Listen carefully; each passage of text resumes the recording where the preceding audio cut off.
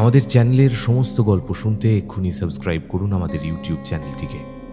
Bell আইকনে click করতে ভুলবেন না সমস্ত গল্পের আপডেট এবং নোটিফিকেশনস সবার আগে পাওয়ার জন্য। নমস্কার শ্রোতা বন্ধুরা, আমি সায়ন্তন রয়েছি আপনাদের সঙ্গে। আপনারা শুনছেন ফ্রিকি ফ্রাইডে স্টোরিজ। আজ ফ্রিকি ফ্রাইডে স্টোরিজে আপনারা শুনবেন প্রখ্যাত সাহিত্যিক আশিস সামন্তের কাহিনী কালচক্র। আজকের গল্প পাঠ ও গল্পের সূত্রধার আমি সায়ন্তন। শুনতে থাকুন ফ্রিকি ফ্রাইডে স্টোরিজের আজকের বিশেষ নিবেদন কালচক্র।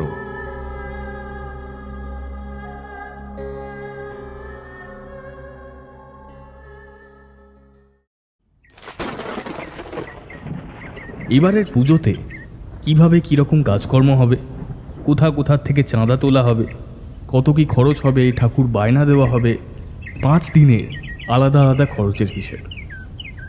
বিজয়া দশমীর আলাদা খরচ, সাংস্কৃতিক অনুষ্ঠান, এইসব নিয়ে রতন কাকার চায়ের দোকানে একটা মিটিং ছিল। আমি, নেপাল, ফটিক কাকা, সুশীল কাকা, অনিমেষ জেঠু, পরিমল জেঠু এবং ভবানী প্রসাদ জেঠু, এই কজন নিয়ে ছিল সেই মিটিং। সকাল থেকেই আকাশের মুখটা ভার, মাঝে মাঝে মেঘের হাঁক ডাক চলছে। খুব চিন্তায় আমরা আজকে মিটিংটা ডেকেছিলাম, কারণ একবার বৃষ্টি শুরু হয়ে গেলে রতন কাকার চায়ের দোকানে আর জায়গা পাওয়া যায় না। যখন আমরা গিয়ে পৌঁছলাম দেখলাম চায়ের দোকান তো ফাঁকাই, 1-2 মাত্র বসে আছেন সেখানে। সে যাগে সেসব কথা, আমাদের মিটিং বেশ ঠিকঠাকভাবেই মিটল। সমস্যা বাঁধল মিটিং শেষ হয়ে যাবার পর। সমস্ত কথা হয়ে যাবার পর যখন আমরা বেরোতে যাব, মুষলধারে বৃষ্টি শুরু হলো, ঝোড়ো হাওয়ার সঙ্গে। শুধু তাই নয়, সে কি বিশাল বিশাল বাজ পড়তে আরম্ভ করল। ভবানী প্রসাদ জেঠু নিজের দরাজ গলায় আমাদের বললেন, ওহে সমরেশ, এখন আর বেরিয়ে কাজ নেই হে। এক কাজ করো, কিছুক্ষণ এই দোকানেই বসে যাও। প্রকৃতির এই হম্বি তম্বি কমলে না হয় যাওয়া যাবে। আপাতত এখানেই চা খাওয়া হোক একটু, নাকি? হ্যাঁ, অসুবিধা নেই, তাই হোক জেঠু। আমরা আবারও বসে পড়লাম রতন কাকার চায়ের দোকানের ছাউনির ভেতর। ভবানী জেঠু বলে উঠলেন, ওহে রতন ভাই, সবাইকে চা দাও দেখি, আর যে যা খায় দিয়ে দাও। সব টাকা আমি দেব। বলছি, তোমার এখানে বৃষ্টি থামা অবধি একটু বসতে পারি তো? রতন কাকা একটু লজ্জা ভাব করে বলল, কি যে বলেন দাদা, এইভাবে বলে লজ্জা দেবেন না। আপনারা এখানে যতক্ষণ খুশি বসুন না, কেউ কিচ্ছুটি বলবে না। বসুন বসুন। বেশ বেশ, তুমি আমাদের চা দাও। আমরাও জমিয়ে বসলাম এবার। না, যে মাত্রায় বৃষ্টি নেমেছে সহজে থামবে বলে তো মনে হচ্ছে না। এত জোরে জোরে বাজ পড়তে আরম্ভ করলো, যেন মনে হলো আকাশ ফেটে যাবে। এর মধ্যে ভবানী জেঠুকে দেখে মনে হলো উনি যেন অন্য মনস্ক হয়ে গিয়েছেন, যেন কোথাও হারিয়ে গিয়েছেন। আমার সঙ্গে বাচ্চা থেকে বুড়ো সবারই সদ্ভাব থাকায় আমি ওনাকে জিজ্ঞেস করলাম, জেঠু জেঠু কী হলো, কোথায় হারিয়ে গেলেন? পুজোর কোনো বিষয় নিয়ে ভাবছেন নাকি? না না বাবা, আসলে জীবনে কর্মসূত্রে বিভিন্ন জায়গায় ঘুরে ঘুরে নানা রকম অভিজ্ঞতার সম্মুখীন হয়েছি, তো সেই সব টুকরো টুকরো স্মৃতিগুলো মাঝে মাঝেই মনে পড়ে যায়। সেগুলো মনে পড়লে কখনো আনন্দও হয়, আবার কখনো তার শিহরিতও করে দেয়। আমি কিছু একটা বলতে যাচ্ছিলাম, তার আগেই নেপাল মাঝখান থেকে বলে উঠল, জেঠু, এই আপনার অনেক রকমের অভিজ্ঞতা হয়েছে বুঝি? তা হয়েছে বই কি, এখনো তো বৃষ্টি থামছে অনেকটা সময় বাকি বলেই মনে হচ্ছে। তা তোমরা শুনবে নাকি সেসব অভিজ্ঞতার কথা? এই আপনার ঝুলিতে ভূতের কোনো গল্প রয়েছে নাকি জেঠু? থাকলে বলুন না। ভবানী জেঠুর ঠোঁটের কোণে আরও একটা মৃদু হাসি খেলে গেল। এই হাসি কিছু না বলেই অনেক কথা বলে দিয়ে গেল। আমি সেটা বেশ ভালো করেই বুঝতে পারলাম। ভবানী জেঠু গলাটা একটু ঝেড়ে নিয়ে বলতে শুরু করলেন, কর্মক্ষেত্রে বদলির সূত্রে বহুবার বিভিন্ন জায়গায় গিয়ে আমি থেকেছি। বলা ভালো, অনিচ্ছা সত্ত্বেও থাকতে হয়েছে, কারণ আমি বরাবরই পরিবার প্রিয় মানুষদের মধ্যে পড়ি। সেই সময় বাবা মা কাকা কাকি বেঁচে ছিলেন, তাই তাদের ছেড়ে গিয়ে নতুন নতুন জায়গায় বাসা বাঁধা আমার পক্ষে খুবই দুঃসহ হয়ে উঠত। কিন্তু সেই সব বললে কি আর কাজের জায়গায় মানবে? সমস্ত কিছুর বন্দোবস্ত কাজের জায়গা থেকেই ঠিক করে দিত, এটা ঠিক। তাই আমাকে আর আলাদা করে এইসব বাড়ি টাড়ি খোঁজার ঝুট ঝামেলায় যেতে হতো না। কিন্তু সেবার কাজের সূত্রে আমাকে যেতে হয়েছিল ভুবনেশ্বরের একটি অজানা গ্রামে। অজানা গ্রাম কেন বললাম সেটা পরে বলছি। যখন আমি সেখানে গিয়েছিলাম তখন আমার বয়স কতই বা হবে, 27 কিংবা 28। তখন আমি বিজ্ঞান মনস্ক, স্বাধীন, যুক্তি এবং জ্ঞানপূর্ণ যুবক।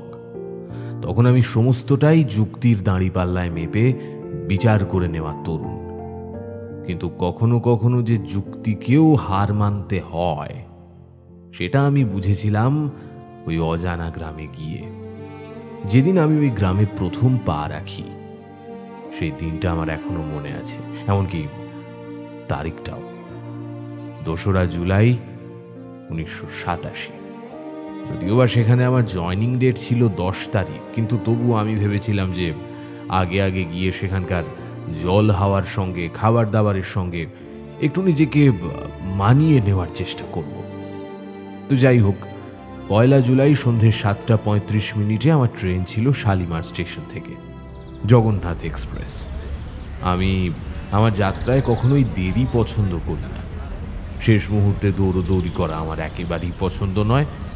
আমি সেদিন বিকেল 5টার মধ্যেই পৌঁছে গিয়েছিলাম হাওড়ার শালিমার স্টেশন। মা বাবা কাকা কাকিমাও আমাকে ছাড়তে স্টেশনে গিয়েছিলেন। প্রতিবারই ওরা যান, সেবারে আমি অনেকটা দিনের জন্য গিয়েছিলাম, প্রায় 2 বছরের জন্য। স্টেশনে গিয়ে দেখলাম স্বাভাবিকভাবেই ট্রেন আসতে অনেকটা দেরি রয়েছে। আমরা অনেকটা আগেই চলে এসেছি। তা ওয়েটিং রুমে একটা ফাঁকা জায়গা দেখে আমরা সবাই বসলাম। সবারই মন ভারাক্রান্ত। পরিবারের একমাত্র ছেলে চলে যাচ্ছে কোনো অজগাঁয়ে, কিভাবে সেখানে থাকবে, কিভাবে মানিয়ে নেবে, সবটা নিয়েই তারা চিন্তিত। বিশেষ করে মা আর কাকিমা। একজন আমার ডান হাত ধরে বসেছিল, আরেকজন বাঁ হাত। তা আমি দুজনকে শক্ত করে জড়িয়ে ধরলাম। অপত্য স্নেহ হয়তো এতটাই গভীর হয় যে তাকে ছেড়ে দিতে মন চায় না। আমি মা আর কাকিমাকে বোঝালাম, আচ্ছা মা, তোমরা যদি এরকম করো তাহলে আমি কি করে যাই বলো তো? হ্যাঁ, আরে বাবা, আমি কি যুদ্ধে যাচ্ছি নাকি? যাচ্ছি তো এই কাছেই। এতটা ভাবছো কেন তোমরা? নাও নাও নাও নাও, চোখের জলটা মোছো মোছো মোছো। মা আর কাকিমা আমার কথায় চোখ মুছল।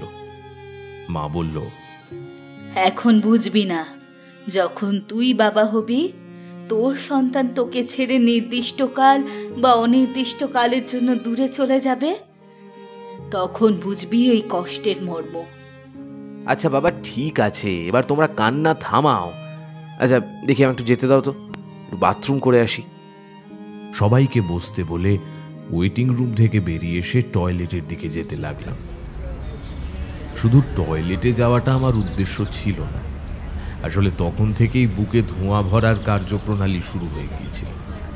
পকেট থেকে অন্যমনস্কভাবেই সিগারেটের প্যাকেটটা বের করে সেখান থেকে একটা সিগারেট বের করে মাথাটা নিচু করেই হাঁটতে হাঁটতে যাচ্ছি বাথরুমের দিকে। সেই মুহূর্তে একজনের সঙ্গে আচমকাই আমার ধাক্কা লেগে গেল। দুজনেই ছিটকে পড়লাম দুদিকে। আর তখনই ঘটল একটা অদ্ভুত ঘটনা। কার সঙ্গে ধাক্কা লেগেছিল ঠিক মতো দেখতেও পাইনি। ধাক্কাটা লেগেছিল হাতে হাতে, কিন্তু মাথায় একটা অসম্ভব যন্ত্রণা শুরু হলো। আমি যন্ত্রণার চোটে চোখ বন্ধ করে ফেলেছিলাম। সে যেন অসহ্য যন্ত্রণা।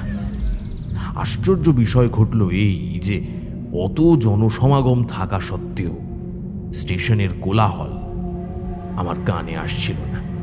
না আসছিল ট্রেন আসার বা বেরোনোর সময়ের হুইসেলের আওয়াজ। মাথাটা যেন তখনও ছিঁড়ে যাচ্ছে। আমি কপালটা নিজের ডান হাত দিয়ে ধরে টিপতে শুরু করলাম, চোখ বন্ধ করে। কিছুক্ষণ পরে একটা গুমোট পরিবেশের কাছাকাছি আছি বলে আমি অনুভব করলাম। বেশ গরমও লাগছিল। কৌতূহলবশত আস্তে আস্তে চোখটা খুলতেই আমি অবাক হয়ে গেলাম। আমি শালিমার স্টেশনে নেই। আমার চোখের সামনে একের পর এক চিতা জ্বলছে। কাঠ আর মানুষের চামড়া পোড়া গন্ধ একসঙ্গে ভেসে আসছে। চারিদিক অন্ধকার, নিকষ কালো। শুধুমাত্র চিতাগুলোই জেগে রয়েছে বলে মনে হলো। আকাশে কিছু শকুন উড়ে বেড়াচ্ছে দেখলাম।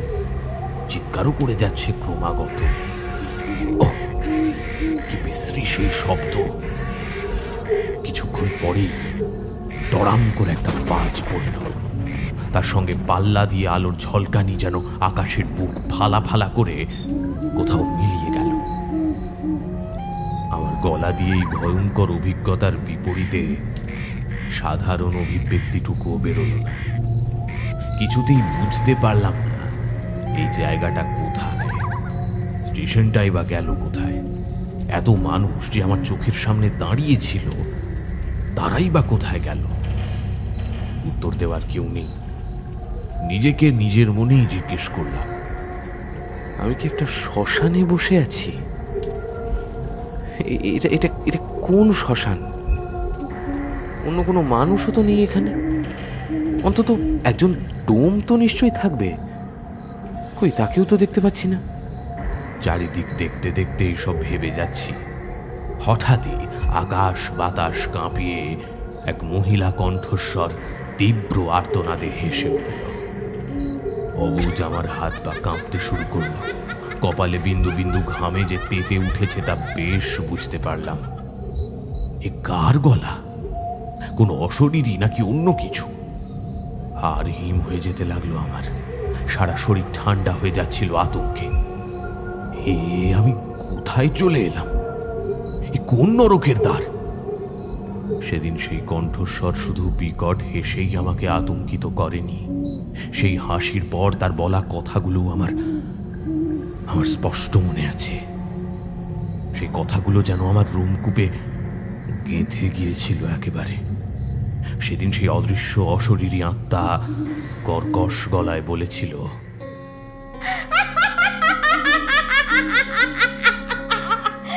সবাইকে শেষ করব, আমি সকলকে শেষ করব। আমার হাতে কারোর নিস্তার নেই, কারোর নিস্তার নেই।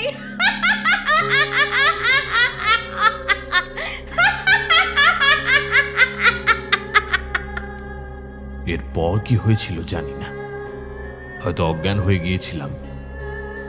যখন জ্ঞান ফিরল তখন দেখলাম আমি স্টেশনের একটা রোয়াকে শুয়ে আছি। আমার মুখের ওপর কিছু সোনালি খয়েরি চুল এসে পড়েছে, আর ক্রমাগত মাথার কাছ থেকে একটা মেয়ে বলে যাচ্ছে, আপনি ঠিক আছেন তো? আপনার কোথাও লাগেনি তো?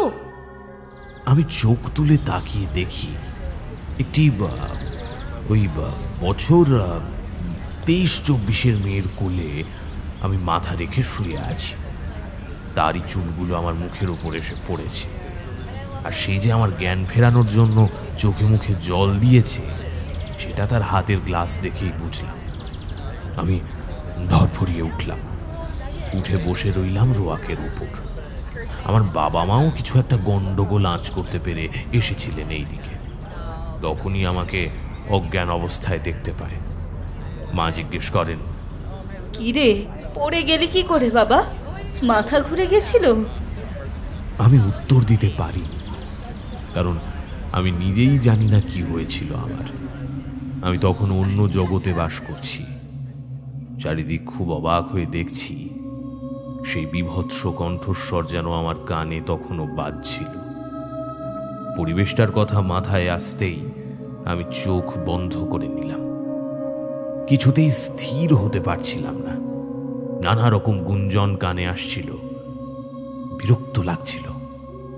সেই অপরিচিত মেয়েটা আমার কাঁধে নিজের ডান হাত রেখে বলল, এই জলটা খান, দেখবেন আপনার ভালো লাগবে, আপনার অস্থির ভাবটা কেটে যাবে। হঠাৎই আমার মনে হলো ওই মেয়েটা আমার কাঁধে হাত রাখতেই যেন আমার সমস্ত অস্থিরতা কেটে গেছে।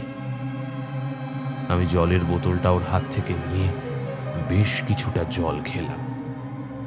সেই মেয়েটা আমাকে জিজ্ঞেস করলো, এখন কিছুটা স্বস্তি বোধ করছেন কি? আমি শুধু মাথাটা নাড়লাম, মুখে কিছু বললাম না। একটু ধাতস্থ হতেই আস্তে আস্তে আমাকে ঘিরে থাকা সমস্ত ভিড় সরে যেতে থাকলো। সেই মেয়েটাও আমাদের জানিয়ে বিদায় নিল। ট্রেনের টাইম হয়ে যাচ্ছিল। মা বাবার সঙ্গে আমি লাগেজের কাছে পৌঁছলাম। এই বলে ভবানী জেঠু থামলেন। বাইরে এখনো বৃষ্টি মুষলধারে পড়ে চলেছে। বৃষ্টি থামার আর নাম নেই। জেঠু রতন কাকাকে বললেন সবাইকে আর 1 কাপ করে চা আর একটা করে বিস্কুট দিতে। মাঝখান দিয়ে নেপাল বলে উঠল, এই এরপর কি হয়েছিল জেঠু? আপনি কি জানতে পেরেছিলেন যে ওটা মানে কার গলা ছিল ওটা? হ্যাঁ, কেনই বা সেসব দেখলেন আপনি? মানে এর কি কোনো মানে আছে? আহা রোসো নেপাল রোসো, যে কোনো ভালো কিছুর আস্বাদ ধীরে সুস্থে নিতে হয়। শেষ হয়ে গেলেই তো সব শেষ। এই বলে জেঠুর সঙ্গে আমরা সবাই হেসে ফেললাম। ভবানী জেঠু হাসি থামালে। দোকানের দরজার বাইরে তার দৃষ্টি। তাকে দেখে মনে হলো তিনি যেন আস্তে আস্তে হারিয়ে যাচ্ছেন কোন দূরে। এরপর তিনি আবার শুরু করলেন।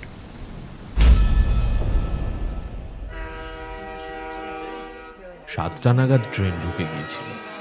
মা বসেছিলেন। আমি আমার সমস্ত জিনিসপত্র নিয়ে আমার নির্দিষ্ট বার্থে গিয়ে গুছিয়ে বসলাম। আমার সামনের বার্থে আরেকজন ছিলেন, কিন্তু তখন অনুপস্থিত ছিলেন, হয়তো বাথরুমে গিয়েছিলেন। মা কাকিমাকে বললাম, আমি ঠিক আছি গো, এখন আর কোনো অসুবিধা হচ্ছে না আমার। সাবধানে যাস বাবা, চিঠি লিখিস। আমরা তো চিঠির অপেক্ষায় থাকবো। বলতে বলতে মা চোখ মুছলেন। বাবা বললেন, ভালো করে খাওয়া দাওয়া করিস, নিজের যত্ন নিস। ট্রেনের হুইসেল বেজে উঠলে বাবা, মা, কাকা, কাকিমা 4 জনেই জানলার কাছে এসে দাঁড়ালেন। আরো কিছু কথা হলো। আস্তে আস্তে ট্রেন ছেড়ে দিল। এগিয়ে চললাম আমার গন্তব্যের দিকে। ট্রেন বেশ জোরে চলতে শুরু করেছে। ফুরফুরে ঠান্ডা বাতাস ঢুকতে শুরু করেছে জানলা দিয়ে। সামনের বার্থটা এখনো খালি। মিডল বার্থ আর আপার বার্থের দুদিকেই লোকজন বসে রয়েছে। আমিও বসে আছি আমার বার্থে। সেই সময় আমার বার্থের প্যাসেঞ্জারটি এলেন। দেখি সেই মেয়েটি যার সঙ্গে আমার স্টেশনে আলাপ হয়েছিল, যে আমার অজ্ঞান অবস্থায় চোখে মুখে জল ছিটিয়ে দিয়েছিল, সেই মেয়েটি। তখন ভালো করে খেয়াল না করলেও এখন ওনার মুখের দিকে তাকিয়ে দেখলেন।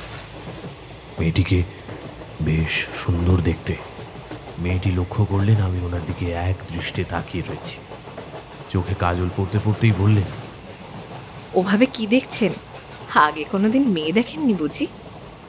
আমি কথাটা শুনে অপ্রস্তুত হয়ে পড়লাম। আমার বিহ্বল অবস্থা দেখে মেয়েটি হেসে গড়িয়ে পড়ল। তারপর হাসি থামিয়ে বলল, আরে আমি তো মজা করছিলাম, আমায় চিনতে পেরেছেন তো? আমিও সদর্থক ভঙ্গিতে মাথা নাড়লাম। তিনি বললেন, আমি দুঃখিত, আমার সঙ্গেই তখন আপনার ধাক্কা লেগেছিল। আমি ব্যাগে একটা জিনিস খুঁজতে খুঁজতে আসছিলাম, আপনাকে খেয়াল করতে পারিনি।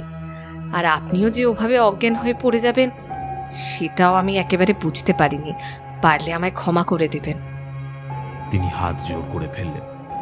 আমি উঠে গিয়ে ওর জড়ো করা হাতটা ধরে ফেললাম। বললাম, এমা কি করছেন আপনি? এইভাবে বলবেন না। আপনার সঙ্গে ধাক্কা লাগার পর যে আপনি দায়সারাভাবে ছেড়ে চলে যাননি, এটাই তো অনেক। দয়া করে এইভাবে বলবেন না। কিন্তু হাতটা ছেড়ে আমি সিটে বসে পড়লাম। মেয়েটা আমার দিকে তাকিয়ে বলল, কিন্তু কিন্তু কি?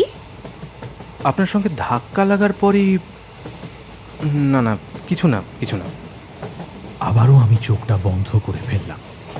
কেমন যেন অন্ধকার অন্ধকার লাগছে সবটা। মাথাটা আবার যন্ত্রণা করতে শুরু করলো।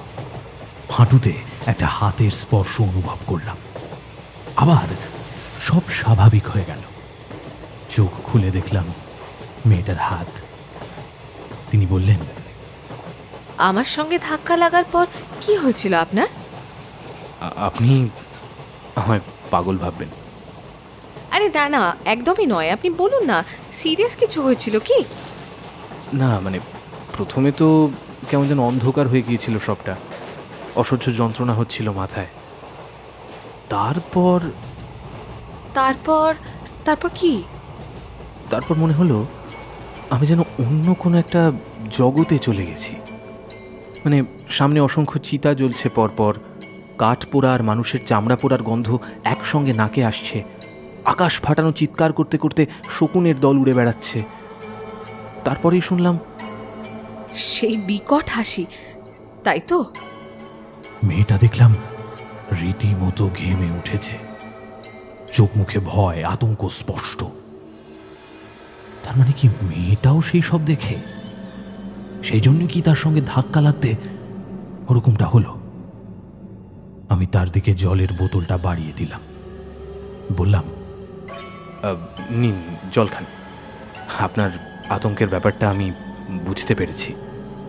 মেয়েটা কিছুটা জল খেয়ে ধাতস্থ হলো। বললাম, আপনি এসব কবে থেকে দেখছেন?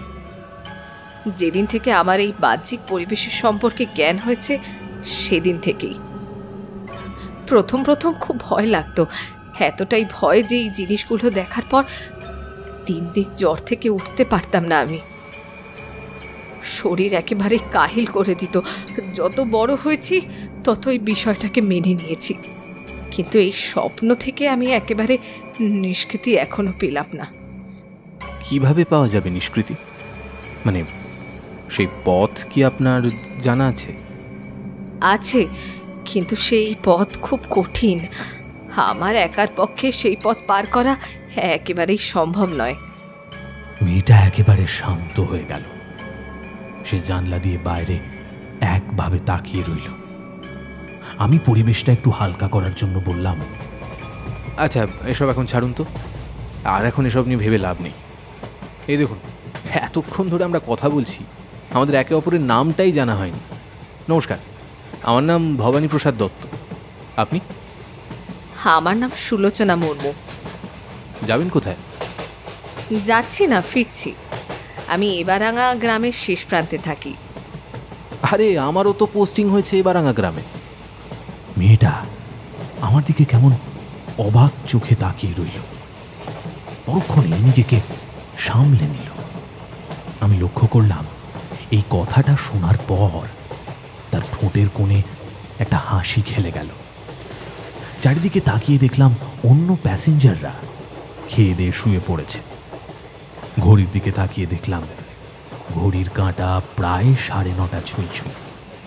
আমি মেয়েটাকে বললাম, আপনি কি এখন ডিনার করবেন? হ্যাঁ, আপনিও কি এখন করে নেবেন? হ্যাঁ চলুন, একসঙ্গে না হয় ডিনারটা সেরে নেওয়া যাক। দুজনে একসঙ্গেই খাওয়া দাওয়া সারলাম, খাবার ভাগাভাগিও করলাম। দুজনের বেশ বন্ধুত্ব হয়ে গেল। আপনি থেকে তুমিতে আসতেও খুব একটা বেশি সময় লাগলো না আমাদের। বলাই বাহুল্য, আমার মনে মেয়েটার প্রতি একটা অন্যরকম অনুভূতি হতে শুরু করলো। মানে হঠাৎ কেন যে এমন অদ্ভুত অনুভূতি একটা অপরিচিত মেয়ের জন্য হওয়া শুরু করলো আমি ভেবে পেলাম না। আমি আমার পা বাড়তে তুলে একটা গল্পের বই নিয়ে বসলাম। ট্রেনে যেতে যেতে বই পড়তে আমার বরাবরই বেশ লাগে, বিশেষ করে এই নিঝুম সময় যখন চারিদিক নীরব থাকে। সুলোচনাকে বেশ ক্লান্ত দেখাচ্ছিল। ওকে বললাম, তোমায় বেশ ক্লান্ত দেখাচ্ছে, মনে হচ্ছে সারাদিন বেশ ধকল গেছে তোমার। তুমি ঘুমিয়ে পড়তে পারো। ট্রেনে আমার বিশেষ ঘুম হয় না। মালপত্র নিয়ে চিন্তার প্রয়োজন নেই। তুমি শিওর তো যে তুমি ঘুমিয়ে পড়বে না? সুলোচনার কথাতে রহস্য ছিল নাকি চটুলতা নাকি তাচ্ছিল্য ঠিক ঠাহর করতে পারলাম না। আমি স্বাভাবিকভাবেই বললাম, এখনো পর্যন্ত কোনোদিন ঘুমোইনি। সারা রাত বই পড়েই কাটিয়েছি। তুমি শুয়ে পড়ো, তোমার মালপত্র কিচ্ছু হবে না, আমিও নিয়ে পালাবো না। বলে দুজনেই একজোট হেসে নিলাম। তারপরে সুলোচনা শুয়ে পড়ল। আমি শার্লক হোমসের ইংলিশ ভার্সনের বইটা নিয়ে বসলাম। বেশ কিছুক্ষণ বইটা পড়ার পর কখন যে চোখ লেগে গেছে জানি না। যখন ঘুম ভাঙল দেখলাম ট্রেন এক জায়গায় দাঁড়িয়ে রয়েছে। হাতের ঘড়িটার দিকে সময় দেখলাম 1:30 বাজে। তার মানে প্রায় ঘন্টাখানেক ঘুমোলাম। বুঝতে পারছিলাম না এটা কিভাবে হলো। আমার তো কখনো ঘুম হয় না ট্রেনে, মানে আজ পর্যন্ত যতবার যাতায়াত করেছি ট্রেনে কখনো আমি রাতে ঘুমোইনি। তাহলে এটা কিভাবে সম্ভব হলো? অবাক হয়ে গেলাম। এইসব ভাবছি, ভাবতে ভাবতেই সুলোচনার বার্থের দিকে চোখ যেতে দেখলাম সেই বার্থ ফাঁকা। আমি ভাবলাম কি হলো, সুলোচনা কি কোথাও নেমে গেল নাকি বাথরুমে গেছে? তারপরে ভাবলাম মালপত্র তো সব এখানেই রয়েছে, তাহলে নিশ্চয়ই কোথাও নামে, বাথরুমেই গেছে হবে হয়তো। অনেকক্ষণ অপেক্ষা করার পরও যখন আসছে না দেখলাম, তখন চিন্তা হতে শুরু করলো। যদিও বা অপরিচিত একটা মেয়ের জন্য এরকম আকুলতা কোশমিনকালেও আমার কোনোদিন হয়নি, কিন্তু ওর জন্য হলো।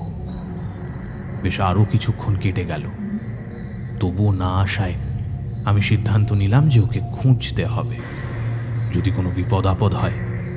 না না, সেটা হতে দেওয়া যাবে না। আমি প্রথমেই ছুটলাম বাথরুমের দিকে। তা গিয়ে দেখলাম দুটো বাথরুমেই সুলোচনা নেই। হন্তদন্ত হয়ে খুঁজতে লাগলাম প্রত্যেকটা বার্থে গিয়ে, কোথাও পেলাম না। এবার ভয় হতে শুরু করলো। যেটা হওয়াটা সেই সময় স্বাভাবিক ছিল বলে মনে হলো।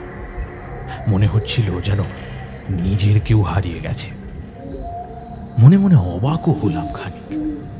এইটুকু সময়ের মধ্যে মেয়েটার সঙ্গে এরকম আত্মীয়তা হয়ে গেল কিভাবে?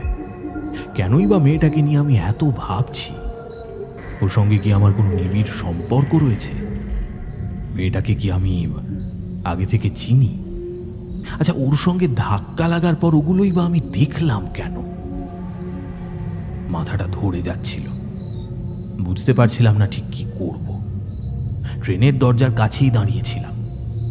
মৃদু ঠান্ডা হাওয়া বইছে। পকেট থেকে একটা সিগারেট বের করে দুটো টান দিলাম। মাথাটা বেশ হালকা মনে হচ্ছিল। ট্রেনটা এখনো দাঁড়িয়ে রয়েছে কোনো এক অজানা নদীর ধারে। দূরে তাকিয়ে দেখলাম আকাশের চাঁদটা যেন একটা বড় থালার মতো দেখাচ্ছে, বেশ বড়। জানি না কেন পূর্ণিমার চাঁদ এমনই হওয়া উচিত বলে মনে হলো আমার। আরো দুটো টান মারলাম। মাথাটা যেন আরো পরিষ্কার হয়ে গেল। হঠাৎই একটা অদ্ভুত জিনিস লক্ষ্য করলাম।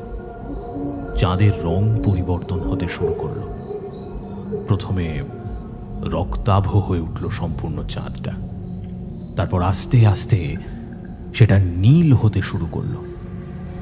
আমি বুঝতে পারলাম আমার কপাল সহ সারা শরীর আবারও ঘেমে উঠছে। আমি বিস্ফারিত চোখে শুধু হাঁ করে তাকিয়েছিলাম চাঁদের দিকে। এটাও কি সম্ভব? সিগারেটটা কখন যে হাত থেকে পড়ে গেছে বুঝতে পারিনি।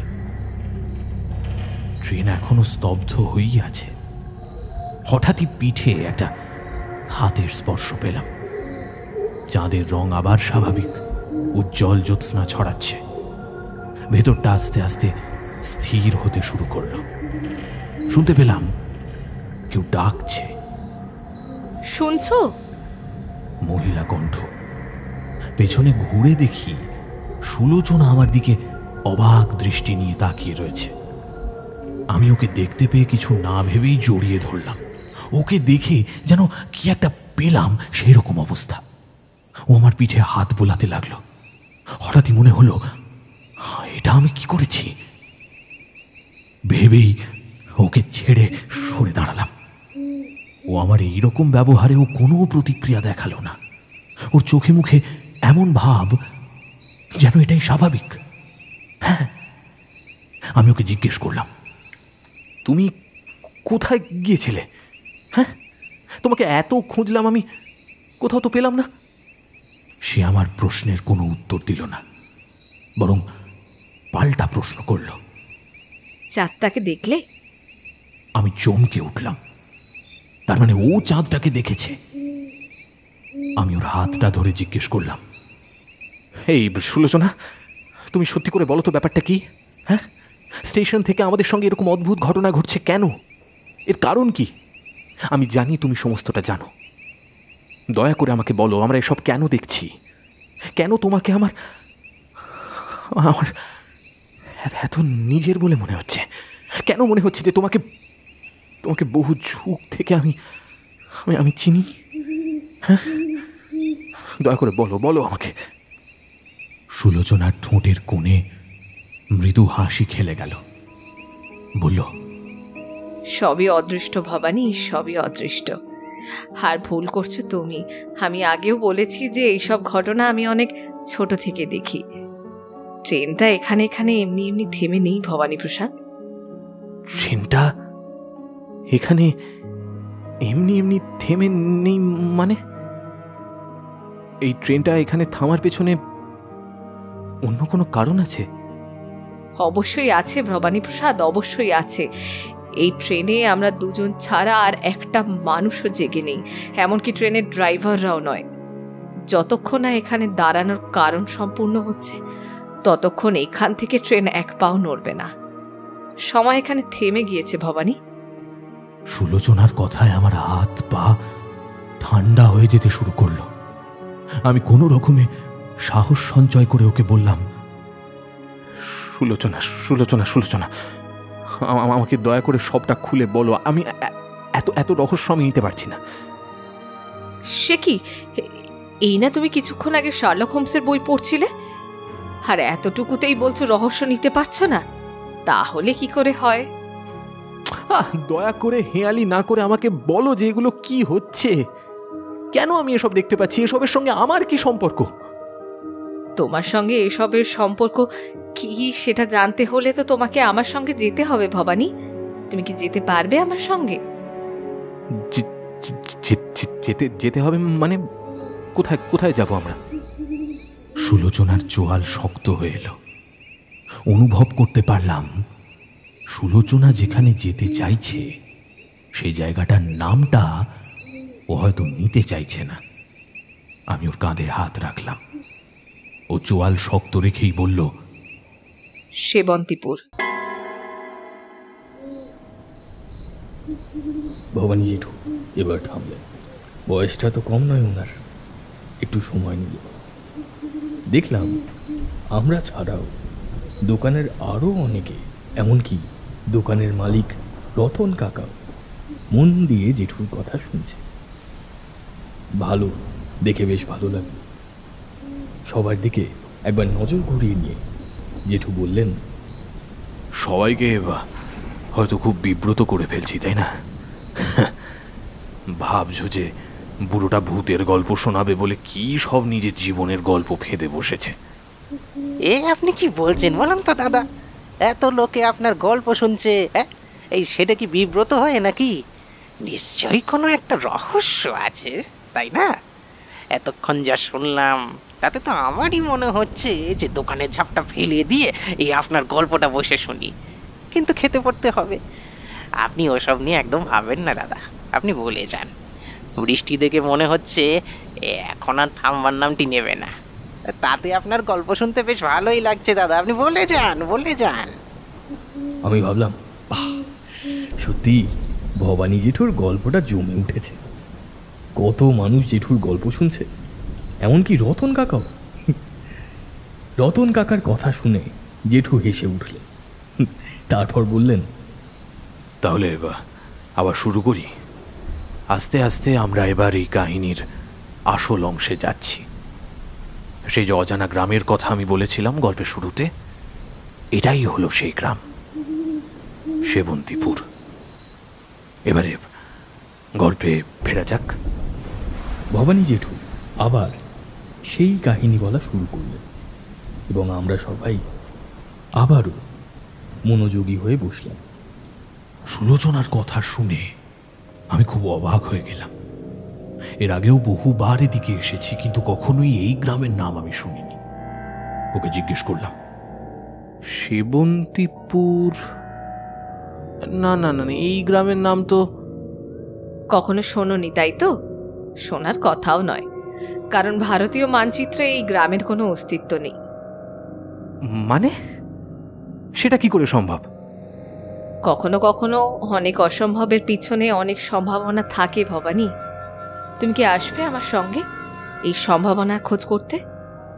কিন্তু সেখানে গিয়ে আমি কি করব? তুমি যখন আমাকে জিজ্ঞেস করলে যে এইসব থেকে মুক্তি পাওয়ার কোনো রাস্তা আছে কিনা, তখন আমি তোমাকে বলেছিলাম যে মুক্তি পাওয়ার রাস্তা রয়েছে, কিন্তু আমার একার পক্ষে সেই পথ অতিক্রম করা একেবারেই সম্ভবপর নয়। ভবানী, আমাদের দুজনকেই সেই পথ অতিক্রম করতে হবে একসঙ্গে।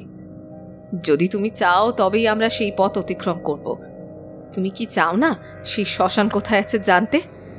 চাও না কি সব কিছু শেষ করে দিতে চাইছে সেসব জানতে? চাই সুলোচনা, কিন্তু এখানে কোথায় নামবো? আর জিনিসপত্র তো প্যাক করতে হবে। সব কিছু আমি করে রেখে এসেছি ভবানী। তুমি যখন আমাকে খুঁজছিলে তখনই আমি সবটা গুছিয়ে নিচ্ছিলাম, কারণ আমি জানতাম তুমি যেতে রাজি হবে। বাকিটা তোমাকে সেবন্তীপুরে গিয়েই জানাবো। ওই দেখো, চাঁদটা আবার গোলাপি হয়ে গিয়েছে। দেখলাম সত্যিই চাঁদটা আবার গোলাপি হয়ে গেছে। চাঁদের যেভাবে রঙের পরিবর্তন হয় আমার জানা ছিল না। নাকি সুলোচনার সংস্পর্শে এসেই আমি এগুলো দেখতে পাচ্ছি সেটাও বুঝতে পারলাম না। কিন্তু কোথাও একটা যে সবের সঙ্গে আমার যোগসূত্র রয়েছে সেটা বেশ বুঝতে পারছিলাম। সেই গ্রাম আমাকে টানছিল, আকর্ষণ করছিল নিজের দিকে। আমাদের হাতে সময় খুবই কম। এই চাঁদের গোলাপি বর্ণ লোপ পাওয়ার আগে আমাদের নামতে হবে। চলো, হ্যাঁ, আমাদের জিনিসপত্র আমরা নিয়ে আসি। চলো। বলেই আমরা আমাদের বাড়িতে গিয়ে সমস্ত জিনিসপত্র নিয়ে নিলাম। দেখলাম মরার মতো সবাই শুয়ে ঘুমোচ্ছে। কিছুক্ষণ আগে যে শ্বাস প্রশ্বাসের শব্দ হচ্ছিল সেই আওয়াজটুকু আর নেই। সুলোচনা বলল, চলো যাওয়া যাক। আমিও তাকে সায় দিয়ে তার পেছন পেছন এগিয়ে গেলাম। ট্রেনের কাছে এগিয়ে সে বলল, আমাদের এখানেই নামতে হবে। আমি নিচের দিকে তাকিয়ে দেখলাম ট্রেনের গেট থেকে ভূমিস্তর অনেকটা নিচে। কিন্তু মাটি তো অনেকটা নিচে, আমরা আমরা নামবো কি করে? তুমি পা বাড়াও, পা বাড়িয়ে নিচে গেলেই বুঝতে পারবে এখানে একটা প্ল্যাটফর্ম রয়েছে, যা এই সেবন্তীপুর গ্রামের মতোই অদৃশ্য, যার চিহ্নটুকু সাধারণ মানুষের দৃষ্টিগোচর হয় না। হ্যাঁ, প্ল্যাটফর্ম? কি কি বলছো সুলোচনা? এরপর সুলোচনা যা করল তা দেখে আমার অবাক হয়ে থাকা ছাড়া আর কোনো উপায় ছিল না। আমার সমস্ত কথা বন্ধ হয়ে গিয়েছিল কিছুক্ষণের জন্য। সেখানে যে একটা অদৃশ্য প্ল্যাটফর্ম রয়েছে তা সুলোচনা প্রমাণ করার জন্য নিজের ব্যাগপত্র নিয়ে সামনে পা বাড়ালো।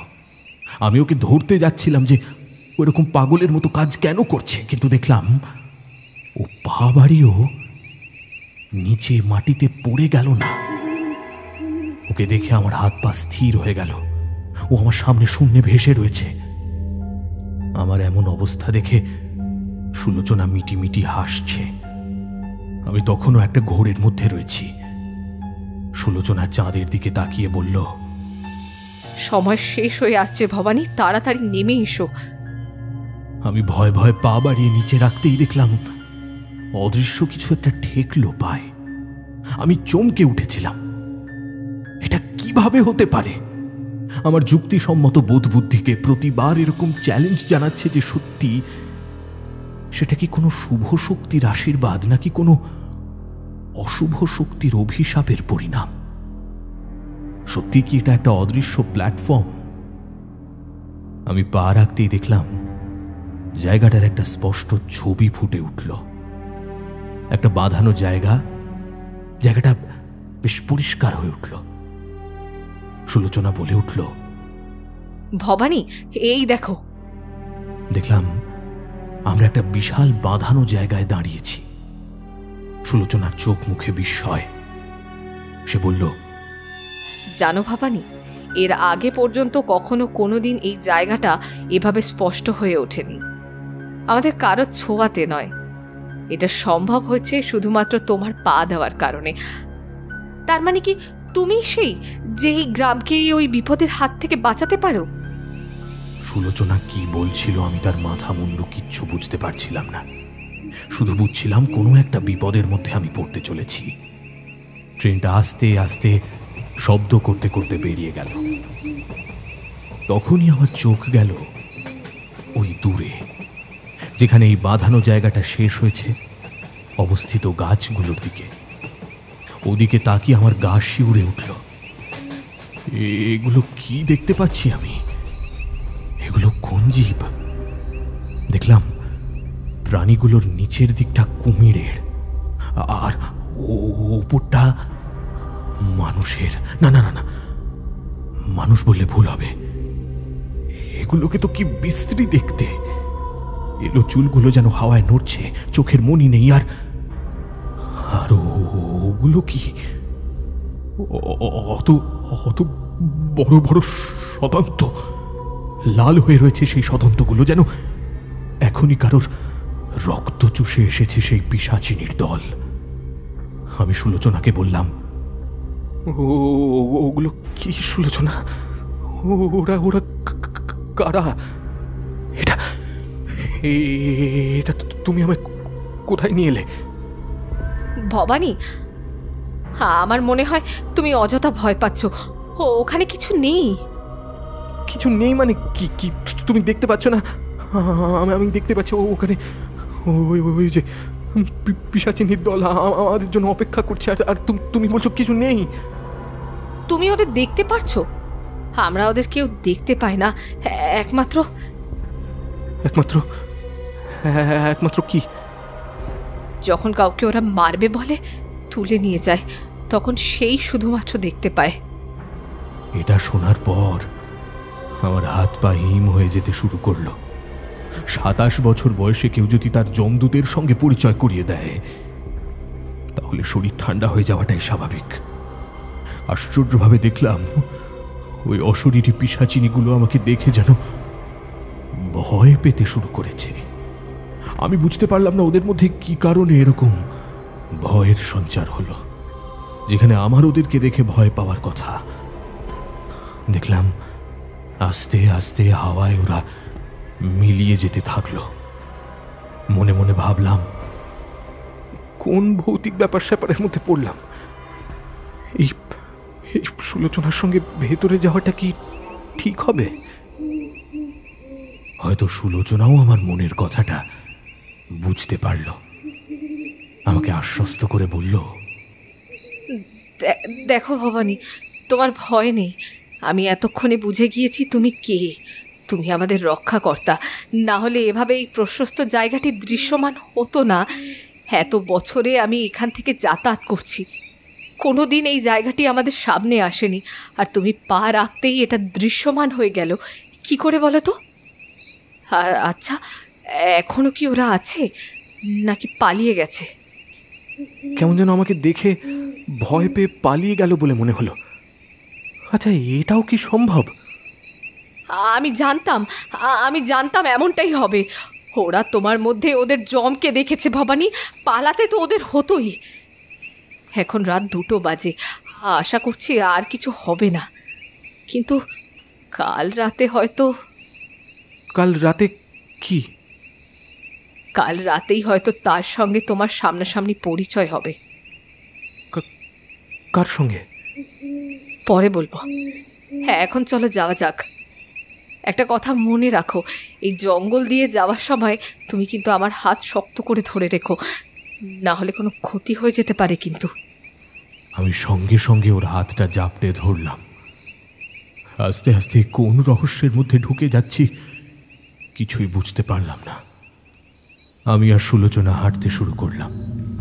দেখলাম সুলোচনা কিছু একটা মন্ত্র উচ্চারণ করতে করতে এগিয়ে যাচ্ছে। সেই প্রশস্ত জায়গার একেবারে শেষ প্রান্তে এসে জঙ্গলের ভেতর দিয়ে প্রবেশ করলাম আমরা। ঝিঁঝির ডাক শোনা যাচ্ছে, একসঙ্গে অনেকগুলো ঝিঁঝি পোকা ডেকে চলেছে, কোথাও ব্যাং ডেকে চলেছে বুঝলাম। আমার ভেতরে কিরকম একটা অস্বস্তি হচ্ছিল। কেমন যেন মনে হলো কয়েক জোড়া চোখ আমাদের দিকে এগিয়ে আসছে। সুলোচনাও হয়তো বুঝতে পেরেছিল। সুলোচনা মন্ত্রোচ্চারণের গতি আরো বাড়িয়ে দিয়েছিল দেখলাম। সুলোচনার মন্ত্রোচ্চারণের প্রভাবে আমাদের চারিদিকে একটা অপূর্ব জ্যোতির সৃষ্টি হয়েছে। এটা কি তবে আমাদের রক্ষা কবচ? সুলোচনা কি তবে তন্ত্রবিদ্যার অধিকারিণী? দেখলাম সেই শরীরহীন চোখগুলো আস্তে আস্তে পিছিয়ে গেল, মিলিয়ে গেল গহীন অরণ্যের মধ্যে। আমরা জোর কদমে হাঁটতে হাঁটতে জঙ্গল অতিক্রম করে একটা জনবসতিপূর্ণ অঞ্চলে ঢুকলাম। চারদিকে মশাল জ্বালানো রয়েছে এই জনবসতির। সুলোচনা বলে উঠল, এই হলো আমাদের অদৃশ্য সেবন্তীপুরের আসল রূপ। আচ্ছা, এই অঞ্চল এরকম জনমানসের দৃষ্টির বাইরে কেন? কেন কেউ এই গ্রামকে দেখতে পায় না? তুমি তোমার পরিচয় দাও কিভাবে বাইরে? মানে কোথায় থাকো কিভাবে জানো? একসঙ্গে এত প্রশ্ন, একটু জিরিয়ে নিলে হতো না? না না না না না না, তুমি তুমি তুমি আমাকে সবটা সবটা বলো। আমার আমার খুব খুব সমস্যা হচ্ছে। আমি দেখো ভবানী, আমি নিজেও সবটা জানি না, শুধু এইটুকু জানি একটি অভিশাপের কারণে এই গ্রাম সকলের দৃষ্টিগোচরের বাইরে চলে গিয়েছি, যাকে কখনোই ফিরিয়ে আনা যাবে না। এখানকার প্রতিটা মানুষই মেহনতি, সবাই এখানেই নিজেদের জীবিকা নির্বাহ করে চাষবাস করে। এখানে কেউ টাকার জন্য বাঁচে না শহরের মানুষদের মতো। এদের কারোর টাকার প্রয়োজন নেই, এরা নিজেরাই নিজেদের সমস্তটা করে নেয়। কিন্তু সমস্যাটা অন্য জায়গায়। কোথায়? আর কার অভিশাপেই বা এরকম অবস্থা এই গ্রামের? হ্যাঁ, এখানকার মানুষরা প্রতিটা দিন আতঙ্কে বাঁচে ভবানী, আতঙ্কে। এখানকার শিশুরা স্বাধীনভাবে খেলতে পারে না, পড়াশুনো তো দূরের কথা। প্রতিটা মানুষ রাত হয়ে গেলে ঘরের বাইরে বের হতে পারে না। কিন্তু কেন সেটা তো বলো। কারণ এখানে অশরীরী আত্মাদের রাজত্ব চলে। এই গ্রাম অশরীরী আত্মাদের অধীনে রয়েছে ভবানী। এখানে মানুষের টিকে থাকাটা একটা দায়। ওর কথা শুনতে শুনতে আমার যৌবনের গরম রক্ত হিম হয়ে আসছিল। আমি কোথায় এসে পড়লাম? আমি বুঝতে পারলাম আমি ঘামতে শুরু করেছি। সুলোচনা আমার বিহ্বল অবস্থা দেখে বলল, তোমাকে আমি গুছিয়ে সবটা বলতে পারছি না বোধহয়। চলো আমি তোমাকে এক জায়গায় নিয়ে যাই, সেখানে তুমি তোমার সমস্ত প্রশ্নের উত্তর পেয়ে যাবে। কারণ আমার মনে হয় এতদিন যেই সত্যিটা আমরা জানতে পারিনি সেটা উনি তোমাকে বলবেন। কারণ আমি ছাড়া তুমি সেই সব দৃশ্য দেখতে পেয়েছো যার কেউ দেখতে পায়নি। কেই অশরীরী, কেনই বা তার আমাদের গ্রামের সঙ্গে শত্রুতা? কি রহস্য রয়েছে আমাদের এই গ্রামের? একমাত্র তিনিই তোমাকে বলতে পারবেন। আর তোমাকে এই গ্রামে নিয়ে আসার কারণও তিনিই জানাবেন। কে তিনি? তিনি আমাদের অন্য মা। হঠাৎ মনে হলো একটা মহিলা কণ্ঠস্বর আমার কানে ফিস ফিস করে বলছে, যেও না ওখানে, যেও না। ওখানে গেলে তুমি কিছুই পাবে না। আমার কাছে এসো, আমার কাছে এলে তুমি বৈভব পাবে, এই গ্রামে রাজ করতে পারবে, আমার সঙ্গ পাবে। আমি তোমায় সমস্ত সুখ দেব। চলে এসো, আমার কাছে চলে এসো, এসো এসো। আমার হাতে একটা হাতের ছোঁয়া পেতেই সেই শব্দগুলো কানে আসা বন্ধ হয়ে গেল। সুলোচনা হাতটা ধরেছে। ও বলল, কোথায় হারিয়ে গেলে?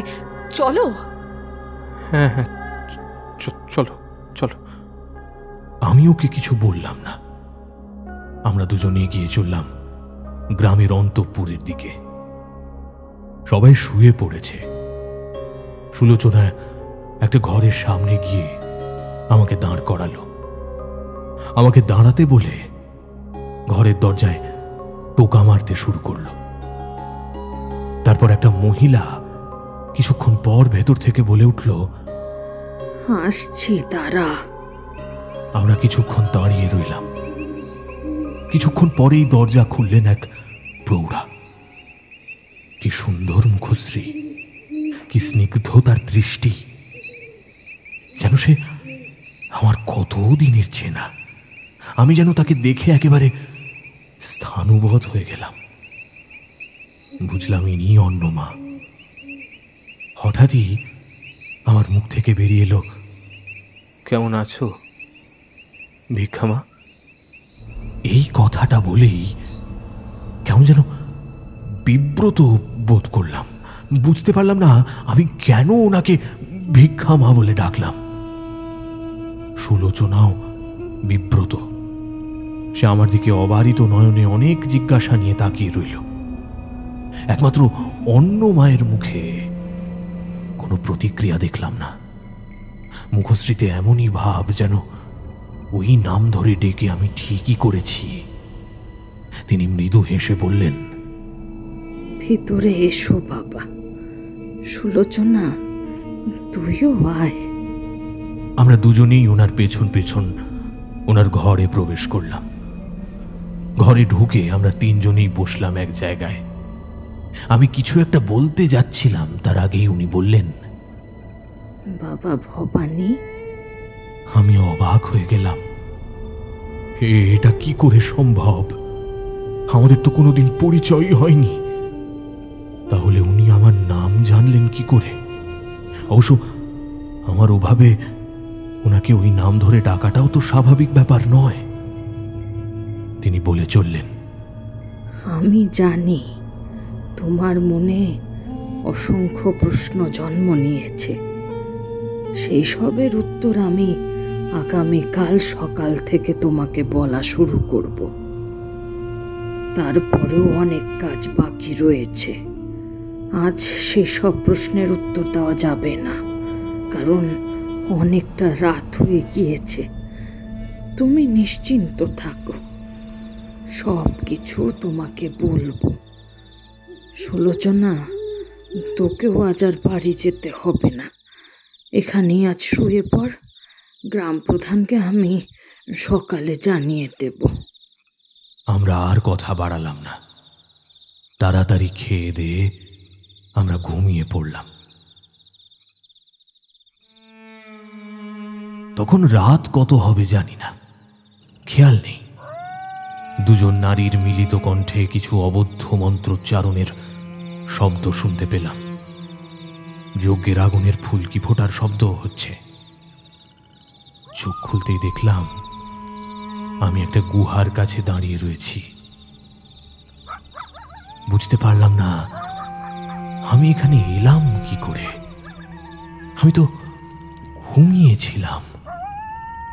কোনো জনমানুষের চিহ্ন নেই, কিন্তু সেই দ্বৈত নারীর মন্ত্রোচ্চারণ কানে আসছে। সুরাং ভ্রাং ভ্রিং স্তাৎ লাতিম লাতিম লাতিম অরুন্ধ্রিং সোঠা উরাস্পিম পৌসা। সুরহম ভ্রম ভ্রিং স্তাৎ লাতিম লাতিম লাতিম অরুণ ত্রিং সোচ্ছা উরাস্পিম পৌসা। সেই গুহা থেকেই মনে হয়ে আসছে। আমি গুহার ভেতরে প্রবেশ করলাম। এদিক ওদিক ঘুরতে ঘুরতে গুহার অন্দরে পৌঁছে গেলাম। দেখলাম গুহার মাথা ছোঁয়া একটা বিকট মূর্তির সামনে দুজন নারী মুখোমুখি বসে রয়েছে। তাদের সামনে যজ্ঞকুণ্ড। দুজনেই আহুতি প্রদান করছে যজ্ঞকুণ্ডে, আর সেই অবদ্ধ মন্ত্রোচ্চারণ করে যাচ্ছে। সেই বিকট মূর্তি দেখে আমার বমনোদ্রেক হলো। সেই মূর্তির 3টে মাথা এবং ভয়ানক সেই মুখশ্রী। তার 6টা হাত। হাতের জিনিসপত্রগুলো বুঝতে পারলাম না যেগুলো কি। আমি ভেবে পাচ্ছিলাম না কি হচ্ছে এগুলো আমার সঙ্গে। কিছুক্ষণ সেই দ্বৈত নারী কণ্ঠের মন্ত্রোচ্চারণের পর একটা জলদ গম্ভীর কণ্ঠস্বর শোনা যায়। মনে হলো সেই মূর্তির থেকেই শব্দটা এলো। কি চাস তোরা? কি চাস? দুজনেই নমস্কার করলো সেই মূর্তিকে। একজন নারী বলল, তুমি এসেছো প্রভু, তোমার ভক্তের কাছে তুমি এসেছো। তুমি তো অন্তর্যামী প্রভু, আমার শক্তি চাই, শক্তি দাও প্রভু, আমার শক্তি দাও, আমি শক্তি চাই। আমি যাতে এই সেবন্তীপুরে একচ্ছত্র সম্রাজ্ঞী হতে পারি, আমি যেন এই গ্রামের সবাইকে নিজের আয়ত্তে আনতে পারি, সেই শক্তি দাও প্রভু। আমায় আমায় তোমার শক্তি দাও প্রভু, যার দ্বারা আমি সবাইকে বশ করতে পারি। দাও দাও প্রভু দাও। আমার শক্তি ধারণ করার কারোর পক্ষে সম্ভব নয়, কিন্তু আমি তোকে এমন শক্তি দেব যে শক্তি দিয়ে তুই সবাইকে নিজের বশে আনতে পারবি, মৃত্যুর পরও জীবিত থাকতে পারবি। এই শক্তির কারণে তুই সমস্ত কিছু পাবি যা তুই চাস। শয়তানের জয় হোক, শয়তানের জয় হোক। এবার আমার গলা শুকিয়ে আসতে শুরু করলো। বুঝতে পারলাম আমি স্বয়ং শয়তানের গুহায় ঢুকে পড়েছি। এখান থেকে আর প্রাণ নিয়ে ফিরে যাওয়ার কোনো উপায় নেই। আবারও সেই গম্ভীর কণ্ঠস্বর শুনতে পেলাম। আর তুই কি চাস? হ্যাঁ, তাড়াতাড়ি বল তুই কি চাস? আমি তোমার সঙ্গে মিলিত হতে চাই প্রভু, নিজেকে উৎসর্গ করতে চাই তোমার চরণে। তোমার আমার মিলনে যে পুত্র সন্তান তৈরি হবে, সে যেন আমার দিদির অধীনস্থ এই গ্রামের দখল নেয়। বেশ, তাই হবে। আমি তোমার চরণে নিজের প্রাণ সঁপে দিলাম প্রভু। যতদিন বাঁচব আমি এই গুহাতেই তোমার সঙ্গে থাকবো প্রভু। বেশ, তাই হবে। আজ শ্রাবণে পূর্ণিমা, আজ তুই তোর শক্তি পেয়ে যাবি। আর ওই আজই আমি তোর বোনের সঙ্গে মিলিত হয়ে আমার ঔরস তার গর্ভে প্রতিস্থাপন করব। কিন্তু মনে রাখিস, আমার প্রবল প্রতিপক্ষ হলেন স্বয়ং ঈশ্বর। সময়ের আদি লগ্ন থেকে তার কাছে আমি সব সময় হেরে আসছি। পৃথিবী এখনো এতটা পাপে ভরে যায়নি, ভবিষ্যতে হয়তো পাপের সংখ্যা আরো বাড়বে। কিন্তু একজনও শুভ শক্তি সম্পন্ন মানুষ এবং তার শুভ শক্তি সম্পন্ন স্ত্রী মিলিত শক্তি যদি কখনো সমস্ত নিয়ম মেনে কালচক্রের মুখ উত্থাপন করে এবং সেখানে যদি এই শ্রাবণ মাসে পঞ্চমীতেই তোর দিদি এবং তার সন্তানকে টেনে নিয়ে যেতে পারে, তাহলে সেই কালচক্র এদের তৈরি সমস্ত অশুভ শক্তিকেই গ্রাস করবে। এটা এই মাসেও হতে পারে, কিংবা আজ থেকে 500 বছর পরেও হতে পারে। 500 বছরের মধ্যে যদি কেউ কালচক্রের মুখ খুলে না দেয়, তাহলে তোদের শক্তি 5 গুণ বেড়ে যাবে। তখন তোরা সম্পূর্ণ বর্তমান পৃথিবীকে নিজেদের বশে করতে পারবি। তাই এই কথা গুপ্ত থাকাই শ্রেয়। তাই হবে প্রভু, মনে থাকবে। এটা বলার পর একজন নারী প্রস্থানোদ্যত হলো এবং ওই মূর্তির মধ্যে আস্তে আস্তে একটা ফাটল ধরতে শুরু করলো। এরপর শয়তান তার জলদ গম্ভীর কণ্ঠে চিৎকার করতে শুরু করলো। রক্তাভ হলুদ আলো ঠিকরে বেরিয়ে আসতে শুরু করলো সেই মূর্তি থেকে। আমি আর তাকিয়ে থাকতে পারলাম না, চোখ ঢেকে ফেললাম সেই আলোর তীব্রতায়। চোখ খুলতে দেখলাম আমি অন্যমার ঘরে শুয়ে রয়েছি। সকাল হয়ে গেছে, মুখে সূর্যের উত্তপ্ত কিরণ এসে পড়েছে। সম্পূর্ণ ঘেমে গেছি। আমি স্বপ্ন দেখছিলাম। মাথায় একটা হাতের স্পর্শ পেলাম। মুখ তুলে তাকিয়ে দেখলাম অন্যমা স্নিগ্ধ মুখে মাথার কাছে বসে রয়েছেন। আমি উঠে বসতে তিনি জলের গ্লাসটা এগিয়ে দিয়ে বললেন, জলটা খাও ভবানী, শয়তানের স্বপ্ন দেখে ঘেমে গিয়েছ। ভিক্ষামার গলার আওয়াজ শুনে সুলোচনা উঠে বসল। আমি তাকে জিজ্ঞেস করলাম, হনুমা, ওরা কারা? কেন ওরা এই গ্রামের দখল চাইছিল শয়তানের কাছে? ওদের লক্ষ্যটা কি? অন্যমা আমাদের দুজনের মুখের দিকেই তাকালেন। সুলোচনা কিছুই বুঝতে পারল না কি নিয়ে কথা হচ্ছে। অন্যমা বললেন, না না, এবার তোমাদের সবকিছু বলার সময় হয়ে গিয়েছে। তোমাদের সমস্তটা বলবো বলেই তো আমি এখনো রয়ে গিয়েছি। ভবানী, ভবানী, তুমি তুমি ওদের চেনো। ওরা তোমার পূর্ব পরিচিত ভবানী। ওদের মধ্যে বড়জনের নাম উরকিনী আর ছোট জনের নাম মেহকিনী। আমার মাথায়ও কিচ্ছু ঢুকছিল না। আমি সুলোচনার দিকে তাকালাম। বুঝলাম এসব ওরও বোধগম্য হচ্ছে না। আমাদের মুখ দেখে অন্য মা বললেন, তোরা তোরা দুজনেই আমার সামনে আয়। আমরা দুজনেই সামনে এগিয়ে এলাম। অন্য মা বলতে শুরু করলেন, আমি এই কথা আজ পর্যন্ত কাউকে বলিনি, কারণ এই কথা খুবই গুপ্ত কথা। এসবের খোঁজ যদি কেউ পেয়ে যায়, বিশেষ করে ওই শয়তানের বুহার কেউ যদি খোঁজ পেয়ে যায়, তাহলে সর্বনাশের শেষ থাকবে না। তোদের সবটা প্রথম থেকেই বলবো। তার আগে তোদের বলে রাখি, তোদের দুজনেরই পুনর্জন্ম হয়েছে একই সঙ্গে। আপনি আপনি কি করে বুঝলেন যে আমাদের পুনর্জন্ম হয়েছে?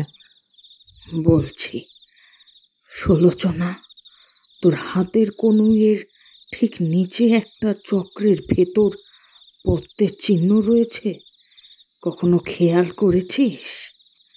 আর ভবানী, তোমারও কনুইয়ের নিচে দেখো দুটো ত্রিশূল কোনাকুনি করা অবস্থায় চিহ্ন রয়েছে।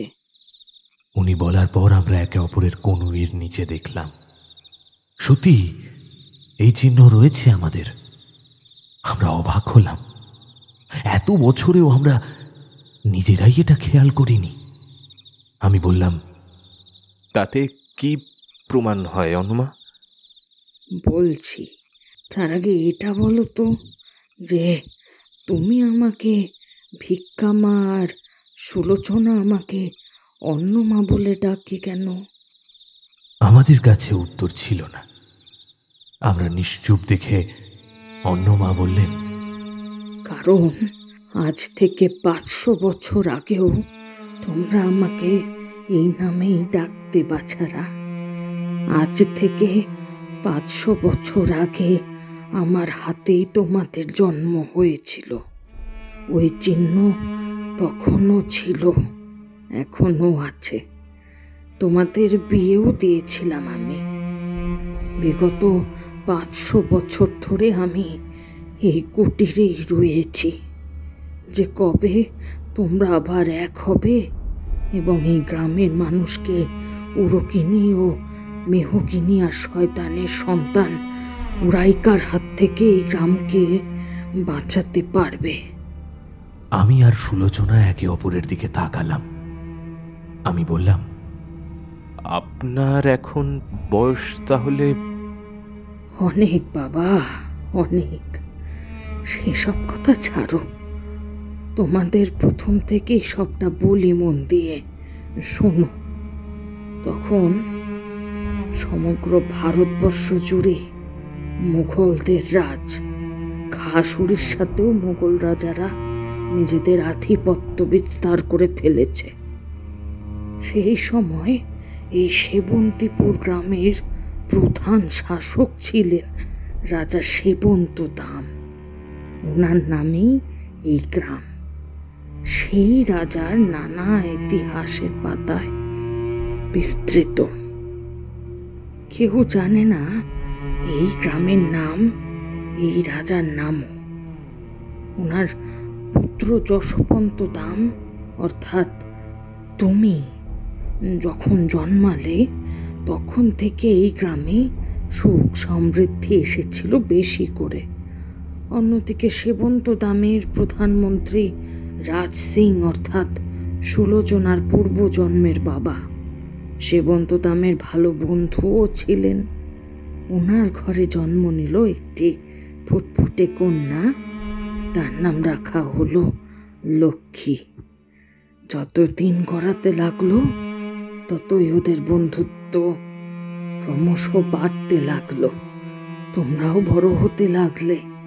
তোমরা প্রাপ্তবয়স্ক হলে তোমাদের বাবারা ঠিক করলেন যে তারা তোমাদের বিয়ে দেবেন। দিলেন। সব কিছুই ঠিকঠাক ছিল। হঠাৎই একদিন এই গ্রামে রাজা সেবন্ত দামের এক দুঃসম্পর্কের আত্মীয় এলেন। তার নাম ছিল সুমাইয়া উরুখা। এই সুমাইয়া খুবই দুরাত্মা ছিল। এক নজর ছিল এই সাম্রাজ্যের উপর। তারই 2 মেয়ের নাম উরকিনী আর মেহকিনী। তোমাকে দেখার পর এই দুজনই তোমার রূপে মুগ্ধ হয়ে যায় আর তোমাকে বিয়ে করবে বলে তাদের বাবাকে জানায়। এই একটা সুযোগ পায় সুমাইয়া। সে ভাবে যদি তোমার সঙ্গে ওই 2 মেয়ের বিবাহ দিয়ে যাওয়া যায় তাহলে এই সাম্রাজ্যের উপর তারও অধিকার এসে যাবে। সে মহারাজ সেবন্তকে সবটা জানায়, কিন্তু মহারাজা সুমাইয়াকে ভালোভাবেই চিনত। তাই ওকে প্রথমেই জানিয়ে দেয় যে সে আর তার ছেলের বিবাহ দেবে না। সুমাইয়া অপমানিত বোধ করে। ও সেই রাতেই নিজেকে ছুরি দিয়ে আঘাত করে আত্মহত্যা করে। এর প্রতিশোধ নিতেই সুমাইয়ার 2 মেয়ে শয়তানের শরণাপন্ন হয়। কিন্তু ওই 2 মেয়ের গতিবিধি আমার একেবারেই পছন্দ হতো না বলে ওদের আমি নজরে রাখতাম। যেদিন ওরা ওই শয়তানের গুহাতে গিয়েছিল আমি ওদের পিছু নিই আর সবটা জানতে পেরে যাই। আমি শয়তান আর মেহকিনীর মিলনও দেখেছিলাম সেদিন। সেই পৈশাচিক সঙ্গমের মুহূর্তগুলো আজও আমার চোখের সামনে ভেসে ওঠে। এই কথাগুলো আমি মহারাজা সেবন্তকে এসে বলি। মহারাজা সেবন্ত সিদ্ধান্ত নেয় যে উরকিনী আর মেহকিনীকে প্রাণদণ্ড দেওয়া হবে। উরকিনীকে ধরে নিয়ে আসা যায়, কিন্তু মেহকিনী ওই গুহাতেই থেকে যায়। সেখানে সচরাচর কেউ যেতে পারত না, এখনো পারে না, কারণ ওটা শয়তানের গুহা। সেখানে যাওয়ার কেউ সাহস দেখায় না। উরকিনীকে শাস্তি দেওয়ার মুহূর্তগুলো আমার মনে আছে। আর উরকিনীর বলা কথাগুলো, উরকিনী সেদিন অট্ট হাসি হাসতে হাসতে বলেছিল,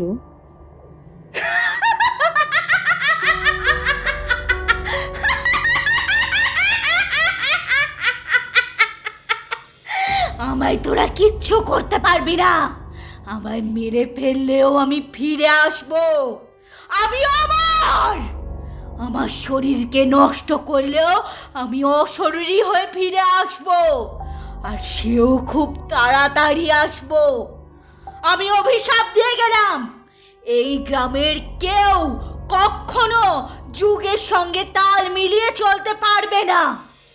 এই গ্রাম সবার নজর এড়িয়ে এখানেই পড়ে থাকবে আজীবন কাল। সবাই ভুলে যাবে এই গ্রামের নাম, অদৃশ্য হয়ে আজীবন পড়ে থাকবে এই গ্রাম। আর আমি ঠিক ফিরে আসবো। সেবন্ত দাম আর যশবন্ত দাম, তোমাদের মারতে ঠিক ফিরে আসবো আমি। যশবন্ত মানে ভবানী, তুমি ওর গলা ধর থেকে আলাদা করে দিয়েছিলে বাবা। কিন্তু এরপরেই শুরু হয় আসল খেলা। উরকিনীর অশরীরী আত্মা আরো প্রবল হয়ে আঘাত হানে সেবন্তীপুরের মানুষদের উপর।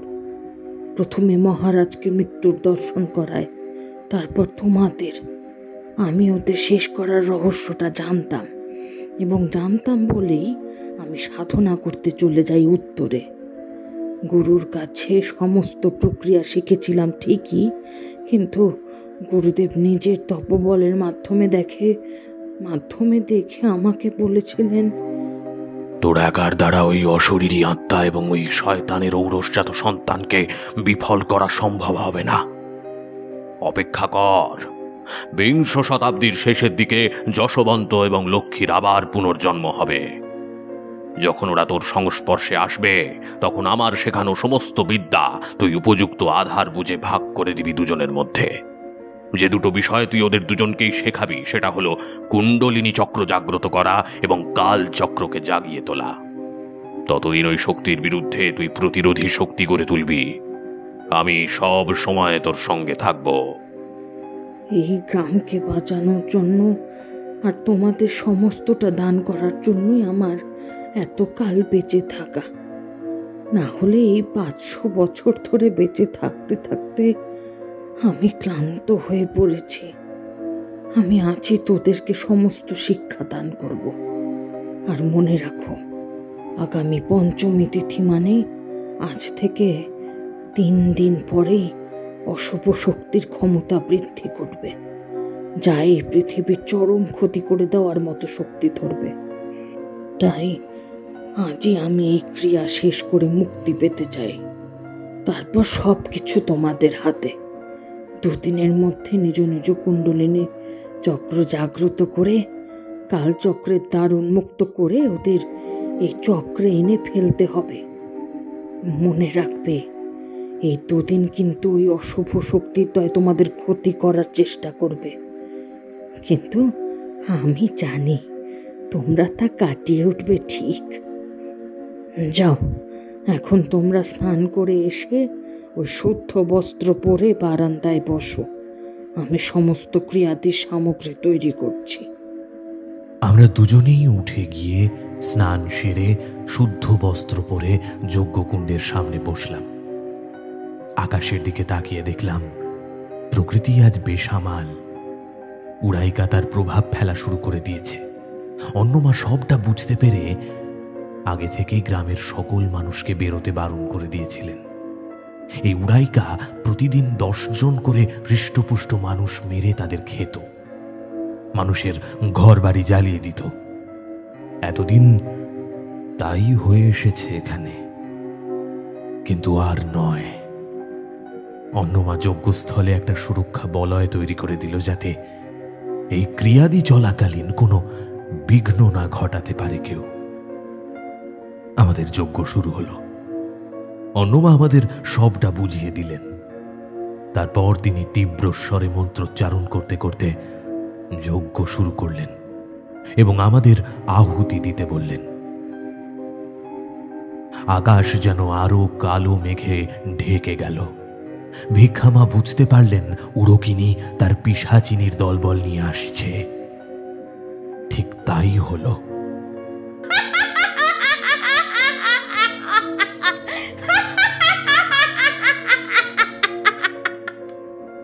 বিকট অট্টহাসি হাসতে হাসতে উড়কিনী এলো যজ্ঞস্থলে। আমি যজ্ঞে আহুতি দিতে দিতে আকাশের দিকে তাকিয়ে দেখি এক বিদঘুটে দেখতে অশরীরী আত্মা সেই অদ্ভুত দেখতে পিশাচিনীর দল নিয়ে এসে হাজির হয়েছে। আমার হৃদয় কেঁপে উঠল ওদের সবাইকে একসঙ্গে দেখে। অন্যমা আমার অবস্থা দেখে বললেন, ভবানী, একাগ্র চিত্তে যজ্ঞেও আহুতি দাও। মন শান্ত করো। ওদের দিকে তাকিয়ে ভয় না পেয়ে দৃঢ় প্রতিজ্ঞ হয়ে আহুতি দাও। আমি মন শান্ত করে একাগ্র হয়ে আহুতি দিতে থাকলাম। সুলোচনা আমার হাত শক্ত করে ধরল। আমার মন আরো শান্ত ও দৃঢ় হয়ে গেল। ওদিকে ধ্বংসলীলা আরম্ভ হলো। উড়াইকা ঘর বাড়ি পুড়িয়ে দিতে শুরু করলো। উড়কিনী আর তার দলবল মানুষদের কাঁচা কাঁচা খেতে শুরু করলো। উড়কিনী কর্কশ গলার স্বর শোনা গেল এবার, কাউকে ছাড়বো না, সবাইকে শেষ করে দেব। এই পৃথিবী আমার দখলে আনতেই হবে। শয়তানের পুজো হবে সর্বত্র সর্বত্র।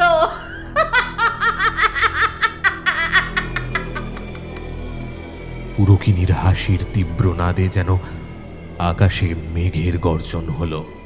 আকাশ বাতাসে বিদ্যুতের সে কি খেলা! আজই যেন শেষ দিন এই সেবন্তীপুর গ্রামের আমাদের প্রথম ক্রিয়াদি শেষ হলো। অন্য মা আমাদের বললেন, তোমরা আমার সামনে এসে বসো।